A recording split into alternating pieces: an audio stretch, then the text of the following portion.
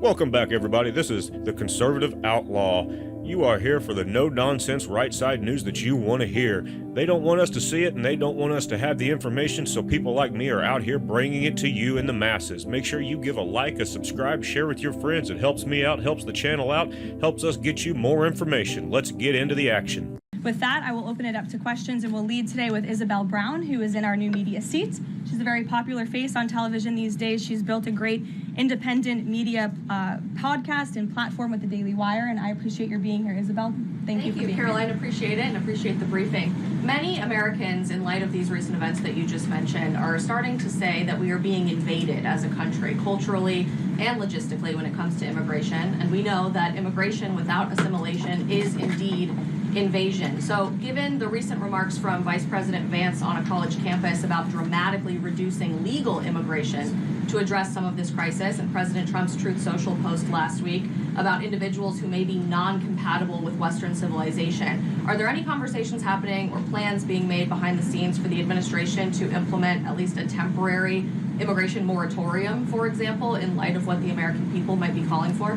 So, Isabel, it's a great question. I think I spoke a little bit to the heart of your question in my opener there.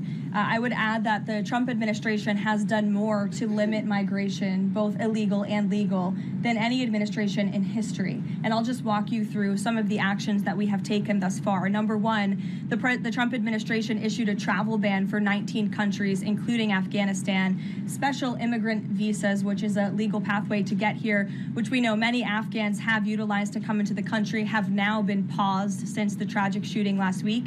Refugee admissions were suspended for Afghans from this administration on day one, and refugee admissions into the country right now are essentially at zero, with the exception of Afrikaners fleeing persecution in South Africa. The State Department has also heightened their scrutiny and vetting of all visas and have revoked visas, as you know, for those who do not align with our country's national interests. The Secretary of State has the right to do that, and we've taken unprecedented action to do just that.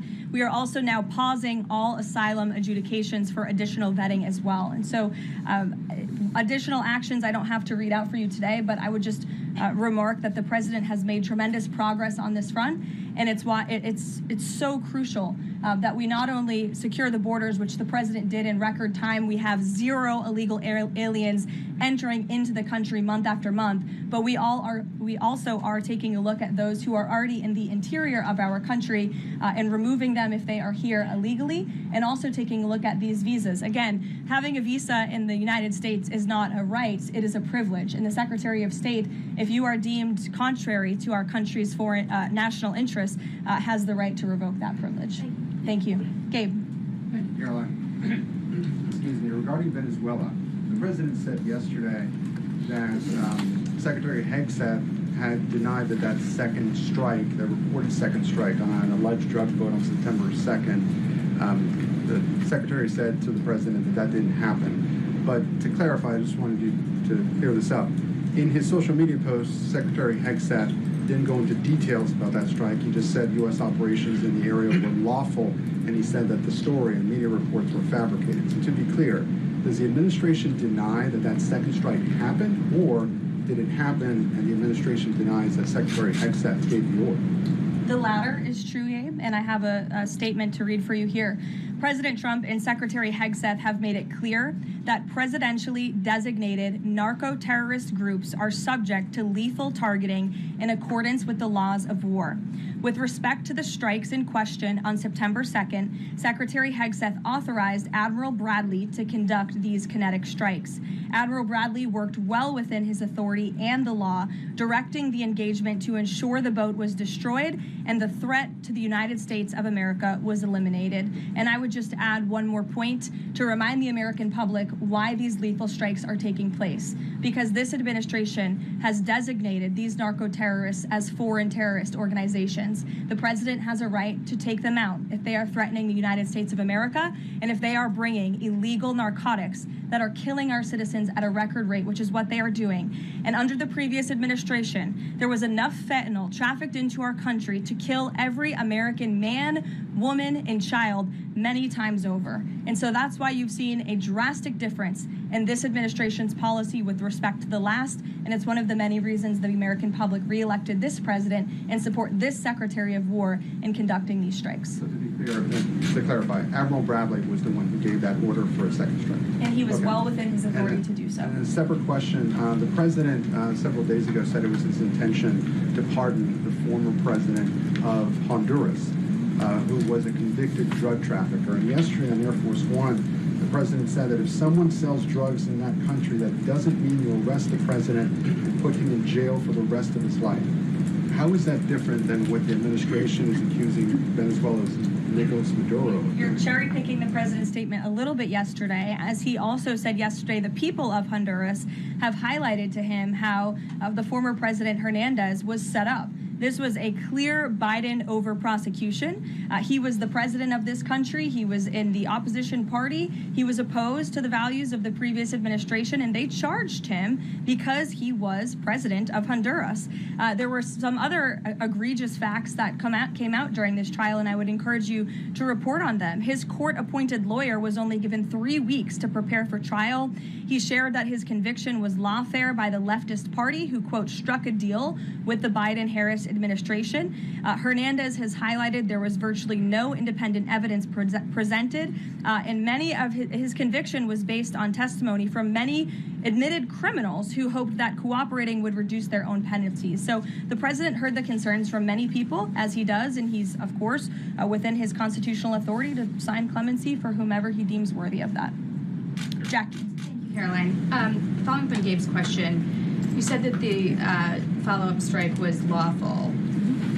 What law is it that allows no survivors? The strike conducted on September 2nd was conducted in self-defense to protect Americans in vital United States interests. The strike was conducted in international waters and in accordance with the law of armed conflict. And then on this pardon for the Honduran president, does it at all undercut the administration's messaging while you have these congressional Republicans defending the strikes on the narco-terrorists and then a pardon for a convicted drug trafficker? Does that make it more difficult for your members to defend your administration's policy? I don't think so, Jackie. I think that President Trump has been quite clear in his defense of the United States homeland to stop these illegal narcotics from coming to our borders, whether that's by land or by sea. And he's also made it quite clear that he wants to correct the wrongs of the weaponized Justice Department under the previous administration. And Ouija, I'll call on you because I think we're wearing matching blazers today. I was going to Great minds. yours. Thank you, Caroline. Sure. So just to be clear, to clarify on Jackie and Gabe, did Admiral Bradley order that second strike because there were still survivors after the initial strike? Again, as I read for you, Admiral Bradley worked well within his authority in the law. He directed the engagement to ensure the boat was destroyed and the threat of narco-terrorists to the United States was completely eliminated. So was the initial order from Secretary Hegseth, everyone be killed, and did that come from President Trump? I saw that quoted in a Washington Post story. I would reject that the Secretary of War ever said that. However, the president has made it quite clear that if narco-terrorists, again, are trafficking illegal drugs towards the United States, he has the authority to kill them. And that's what this administration is doing. And can I Danny? follow up on the MRI? Because President Trump Sure. yesterday said that he would release the results of his MRI. Is that happening right now? It is happening right now. As part of, and this is a summary from the president's physician, and we will release it right now. I think my team has it teed up for all of you. I'll read it for you, and then you'll get it physically as well. As part of President Trump's comprehensive executive physical, advanced imaging was performed because men in his age group benefit from a thorough evaluation of cardiovascular and abdominal health. The purpose of this imaging is preventative, to identify any issues early, confirm overall health, and ensure the president maintains long-term vitality and function. President Trump's cardiovascular imaging was perfectly normal. No evidence of arterial narrowing impairing blood flow or abnormalities in the heart or major vessels. The heart chambers are normal in size, the vessel walls appear smooth and healthy, and there are no signs of inflammation or clotting. Overall, his cardiovascular system shows excellent health. His abdominal imaging is also perfectly normal. All major organs appear very healthy and well perfused. Everything evaluated is functioning within normal limits with no acute or chronic concerns. In summary, this level of detailed assessment is standard for an executive physical at President Trump's age and confirms that he remains in excellent overall health. Again, we will provide that to you. I think that's quite a bit of detail, and in the effort of transparency, the president promised it last night, and we have delivered today. So there you go. Danny. Thanks, Karoline. Just going back to Venezuela, can you confirm that President Trump is going to be hosting a meeting of his national security team in the Oval Office today on Venezuela? And what are they going to discuss? Are they hoping to reach a kind of final decision on that? Out of the effort of transparency, I will confirm that the president will be meeting with his national security team on this subject and on many matters. He meets with his national security team quite often. He's the commander-in-chief. It's part of his responsibility to ensure that peace is ongoing throughout the world. I'm definitely not going to detail the specifics of a meeting between the president and his national security team that's taking place in the Oval Office, but I'm happy to confirm that meeting is taking place for you. Can you tell us, what's the position on whether U.S. troops on the ground is a possibility there? I know you've answered that before, but what's the current operative in status? Venezuela? I think my previous answer stands. There's many options at the president's disposal that are on the table, and I'll let him speak on those. Ed. The U.S. announced a trade framework deal with the United Kingdom on pharmaceuticals, where they will pay 25% more, and the savings theoretically will go back to American consumers. What guarantees are in that savings will in fact go back to the American consumer and not be sucked up by the company? I'm going to be honest with you, Ed. I'll get you the answer to that question after the briefing. So the American Rescue Plan, Sure. funded a number of universal income. Kush will get you that answer, right, Kush? My trade guy over here. The American Rescue Plan funded a number of universal basic income programs. Now Cook County, Illinois is extending that program into 2026 with $7.5 million of taxpayer money. What does the White House think about that? I'll also get you an answer on that after the briefing. It's 0 for 2. Go ahead. Sure. And then in the interest of transparency, does the White House support releasing the Department of Defense's video of those September 2nd strikes on those military boats? And also, separate topic on presidential pardon power. Why did the president commute the sentence of David Gentile recently? He was a private equity executive. He served 12 days out of a 7-year sentence. The prosecutor said he defrauded $1.6 billion with thousands of victims, including veterans, farmers, teachers. Why was he pardoned? To your first question, that's definitely not a decision for me to make. I would defer you to the Department of War. It's also probably a decision for the president himself to make. As for your second question with respect to that pardon, he issued a commutation for Mr. Gentile, who's the former CEO and co-founder of GBP Capital Holdings. Unlike similar companies, GBP paid regular annualized distributions to its investors. In 2015, GBP disclosed to investors the possibility of using investor capital to pay some of these distributions rather than funding them from current operations. Even though this was disclosed to investors, the Biden Department of Justice claimed it was a Ponzi scheme. This claim was profoundly undercut by the fact that GBP had explicitly told investors what would happen. At trial, the government was unable to tie any supposedly fraudulent representations to Mr. Gentile. In short, again, this is another example that has been brought to the president's attention of a weaponization of justice from the previous administration, and therefore he signed this commutation. Statements, though, say that these people were defrauded. I just read you a very detailed summary of why the commutation was made. Sure. In the middle with the red tie. Thank you, Caroline. Okay, Andrew, go ahead, and then you. In wake of Congresswoman Marjorie Taylor Go ahead Greene's early resignation, reports last week indicated that other House Republicans might consider doing the same. Does the president have any concerns in light of those reports about other House Republicans potentially leaving early, as well as the other announced retirements that we saw in the last couple of days? Look, I think the president maintains very good relationships with the vast majority, maybe with the exception of one or two. I think many in this room know who I'm referring to. Very good relationships with members of Capitol Hill within the Republican Party. And the president clearly is the unequivocal leader of the Republican Party. I think it was a recent CNN poll that actually showed that more than 90% of Republicans continue to support President Trump as the leader. So he maintains very good relations, as does his entire team here at the White House. And of course, we have a very slim margin in the House, and the president wants that to continue. Andrew, go ahead.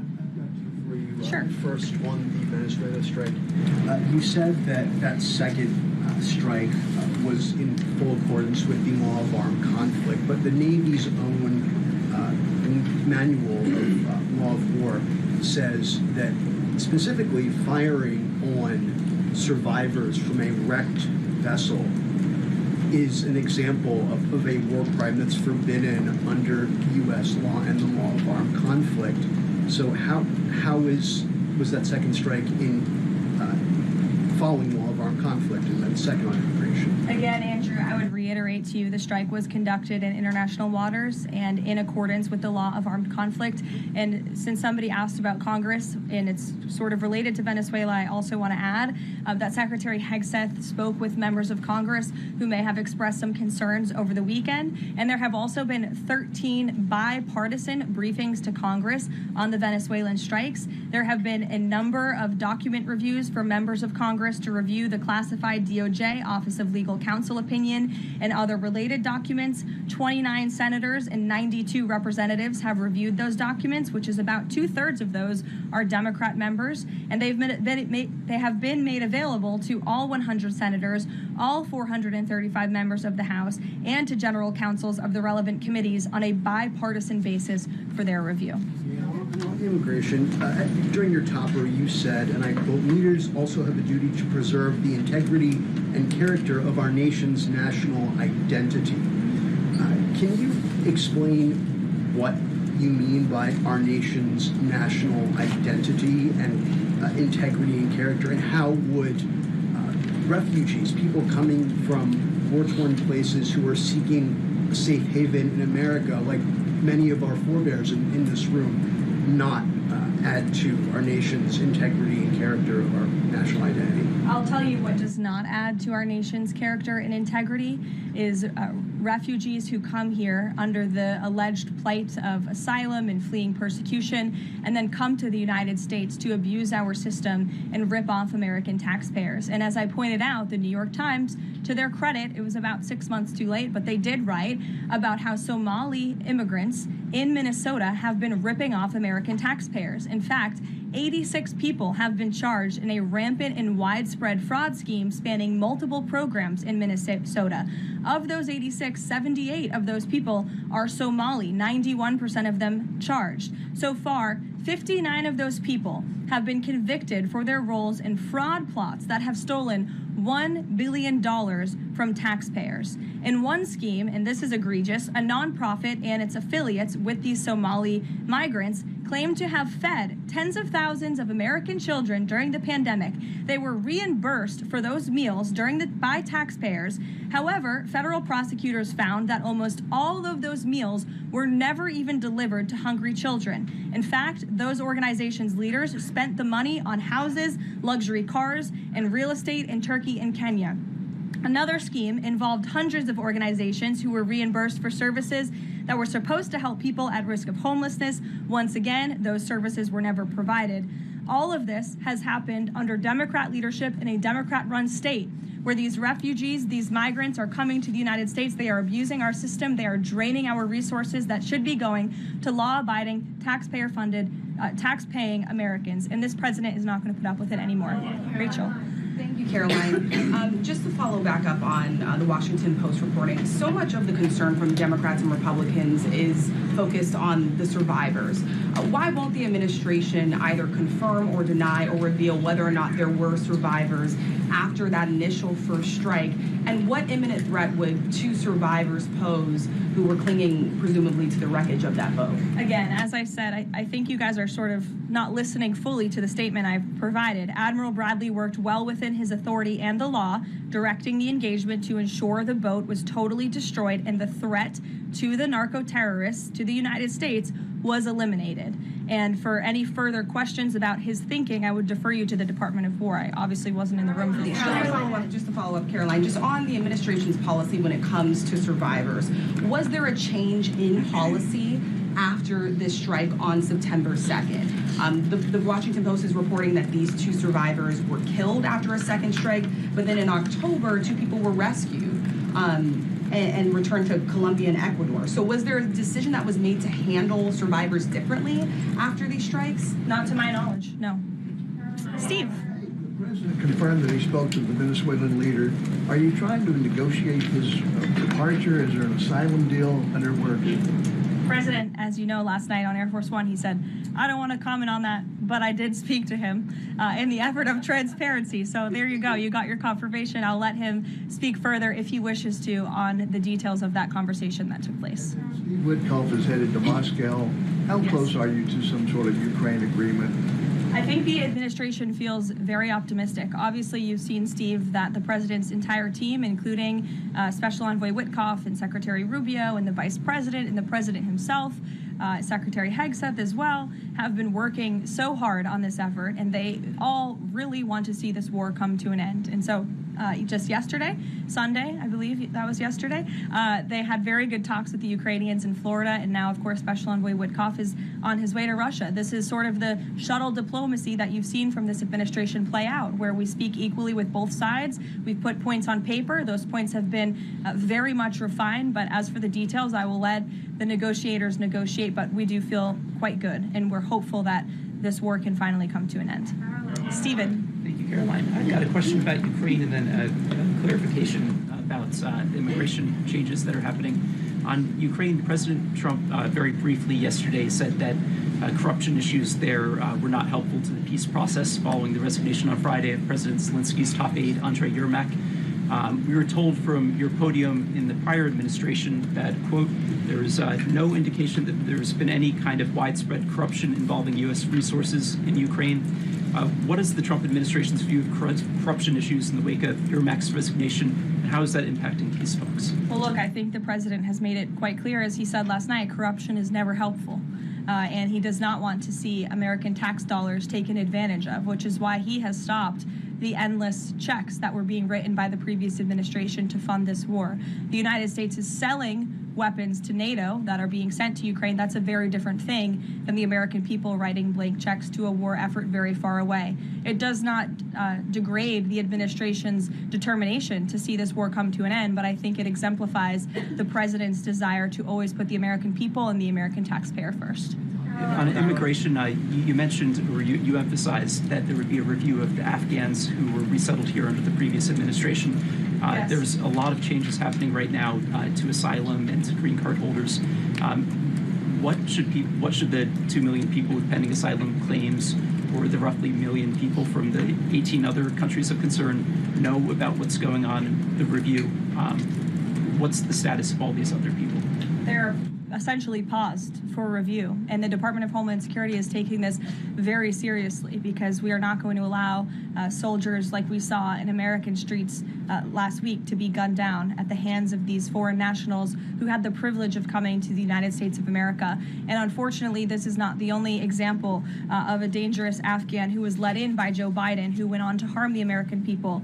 There was an Afghan national who was let into the country under the Biden administration through Operation Allies Welcome, who shot and wounded 2 Fairfax, Virginia police officers during a routine traffic stop. He was killed by return fire after declaring, quote, I should have served with the explicitive Taliban. 2 Afghan nationals were given legal status by the Biden administration as well, who were arrested and prosecuted for plotting a terrorist attack in Oklahoma just before Election Day in 2024. We all remember that. They possessed hundreds of rounds of ammunition and had pledged their allegiance to ISIS. There was also an Afghan national who was on the terror watch list who was apprehended by Border Patrol in 2024, but then he was released into our country by the Biden administration. Again, let's just highlight the absurdity of that. Border Patrol apprehended a terrorist, and then the Biden administration, because of their lax policies, still allowed him to come into the United States of America. I think everyone in this room, whether you want to admit it or not, does not want that individual living alongside you in your American neighborhood. And that individual was later arrested again after being allowed to live in the U.S. at large for over a year. Another one, a criminal illegal alien from Afghanistan, was arrested by ICE in 2025, convicted of second-degree assault, was previously allowed to stay in the country by the Biden administration. I have several more examples here. I'm happy to provide them to anyone in this room. John. Thank you, Caroline. First of all, happy Thanksgiving to Thank you. and your young family. Hope you you. enjoyed it. I have two questions unrelated. The first, back to Afghanistan. My son and I walked by the horrific shooting less than 1 hour before it happened. So for anybody that's here, this thing's real.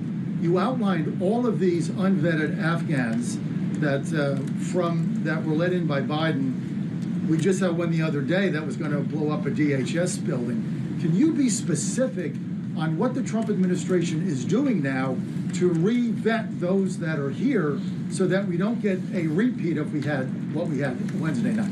Sure. I can tell you two top-level things, and I would defer you to DHS for more of the specifics, as of course they are leading this effort, and I can assure you Secretary Noem is on the ball. I've spoken with her and her team, and they have an all-hands-on-deck effort to having resources go towards this. But we have paused all asylum adjudications, and then of course the special immigrant visas, which we know many Afghans utilize to come into the country under the Biden administration, have also now been paused. And I would just point out one more time that the Biden administration was responsible for the original sin that led to this tragic killing last week, the botched withdrawal from Afghanistan. He was responsible for Operation Allies Welcome, which is something that this White House and the people behind this podium in the last administration fully and wholeheartedly embraced. And they assured the American people there would be no risk or no harm to them. And as I just laid out for you in those many examples, that unfortunately and tragically has not turned out to be the truth. Just ask the families of these two brave National Guardsmen,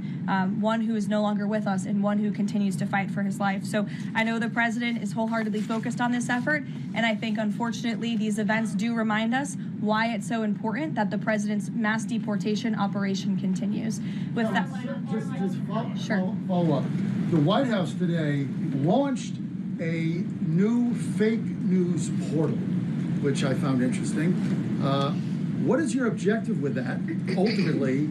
And are you going to name the news networks, and are you also going to name some of the correspondents, some which may be here today? Yes, we are. I'm glad you noticed. Much to the dismay of some of your colleagues in the room, John. And I think it goes to our original promise on day one to hold the media accountable, because unfortunately, and we deal with this all day, every day around here, there are so many fake stories that are unfortunately written that have inaccurate characterizations of meetings that took place, and it's all based on anonymous sourcing.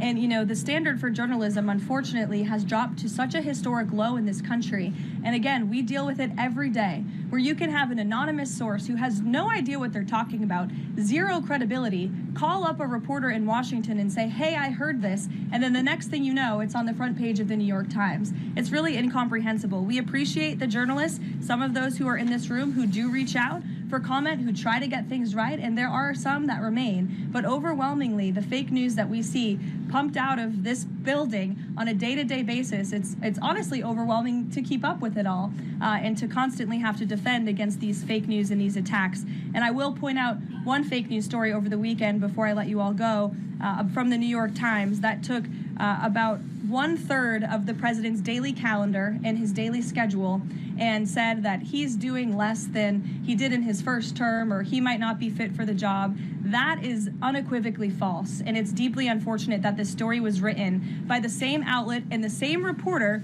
who wrote this: Biden is doing 100% fine after tripping while boarding Air Force One. Oh, same outlet, same reporter who wrote that President Trump is not fit for the job. Are you kidding me? You all see him almost every single day. He is the most accessible president in history. He is taking meetings around the clock. Another one, Biden declared, quote, healthy and vigorous after his first presidential physical. I don't see headlines like that too often about this president. Again, same reporter, same outlet who wrote falsely over the weekend that President Trump is not fit for the job. I can assure you he absolutely is. You all see that with your own eyes on a daily basis, and the president's physician has now given you all 3 detailed reports on the state of the president's health. So with that, I will leave you all, and we'll see you tomorrow. Thank you.